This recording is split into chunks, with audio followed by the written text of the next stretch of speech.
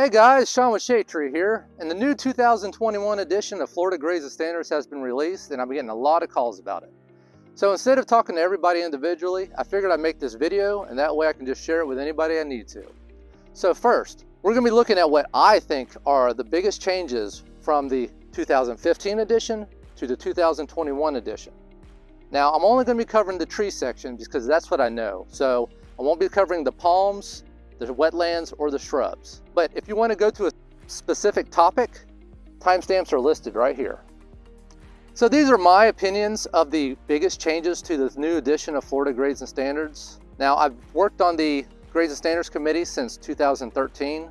I helped make the 2015 edition that's out right now, and I helped make this new edition that's being released. Now, these are my interpretations of the rules.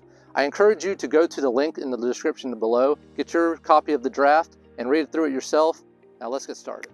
Now the first change we're going to be looking at, allowing the tip of the main leader to be cut on a tree and still being able to sell it as a Florida number 1. Now in the 2021 edition, it still has the same wording for a Florida Fancy, but for a Florida number 1 it says, the tip of the main leader on a main trunk may be cut up to 1/10 the trunk caliper without being downgraded.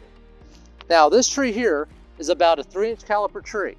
That means we're allowed to cut up to a 1/3 inch diameter cut on that main leader without it being a downgrade. Now another example that shows up in the Grades and Standards was actually taken at my farm, and it's of a 14-foot tall, 2.5 inch caliper red maple. We were allowed up to a 1/4 inch cut at the top, and just so you know, a 1/4 inch cut is about the same diameter as a number 2 pencil. All right, so next thing we're going to be looking at is tree height. Now what is tree height? That should be simple, right? It's from the ground to the top part of the tree. Well, in the 2015 edition, it's not so simple. Ligustrums, crepe myrtles, wax myrtles, these other multi-trunk trees, it says from the ground to the top of the main body of the tree. Now, where's the main body? Well, it's subjective. Grades and Standard doesn't want subjectivity in the book, so we try to remove subjectivity out of it when we can. So from now on, it's going to be, for all trees, tree height is defined as the distance from the soil to the topmost portion of the tree.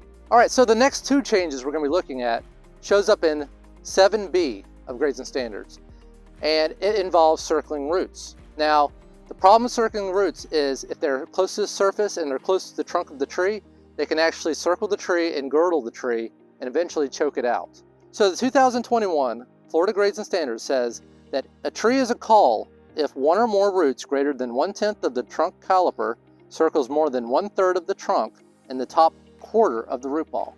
So the major change here is the top quarter of the root ball. In the old Grades and Standards, it said search the top half of the root ball. The new Grades and Standards says top quarter of the root ball, because that's where the problematic roots can take place. So the next change to 7B shows up on page 16, and it says, if 3 or more non-circling structural roots are growing higher in the substrate profile over the circling root, then there is not a downgrade, and there's no need to search for circling roots. So basically, if you're digging around a tree and you find a non-circling structural root, stop digging. Start digging in another spot. Once you find 3 or more of these, then no need to dig anymore looking for circling roots, you're good. Now to be clear, if you do find a circling root that is bigger than 1/10 of the caliper of the trunk, close to the surface, you can cut that root as long as it is smaller than 1/3 of the caliper of the trunk. Next thing we're going to be looking at is tree forms. Grades and Standards wants everybody using the same terminology when describing these trees. So we're going to be looking at standards, multi-trunks, folded ground, and clear trunks. I'm not going to read the full description, but you can read it here, you can pause, or you can go to page 43 of the document and see it there.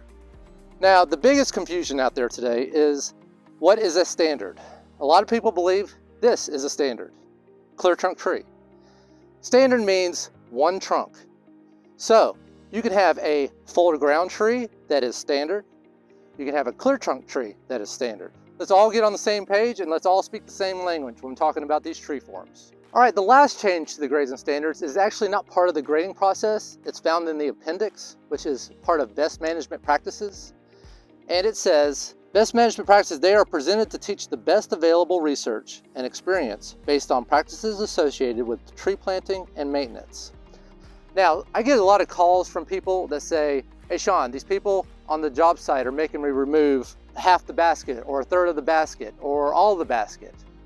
Now, the Grades and Standards addresses this on page 36. It says, containers, plastics, fabrics, wood, and other non-biodegradable root ball coverings such as weed cloth and plastic wrap must be removed from the trees at planting.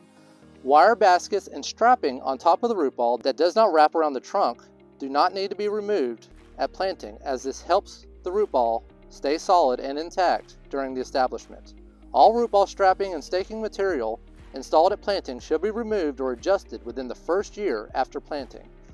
So on these B&B trees, if they have a black jacket liner on them, remove it. If they have stretch wrap on it, remove it. But the rest of this stuff needs to stay on until the tree is established. This mule tape, this metal wire basket, this will help keep the root ball intact. I know it can be a pain to come back and remove this later, but if you want the best quality tree, leave the root ball intact until the tree is established. So this was my opinion of the biggest changes in the Florida Grades and Standards in the 2021 edition.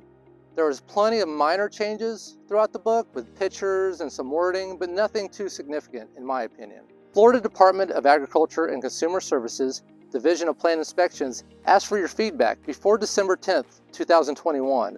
Now, if you give your feedback, please focus on these changes that were made from the previous edition.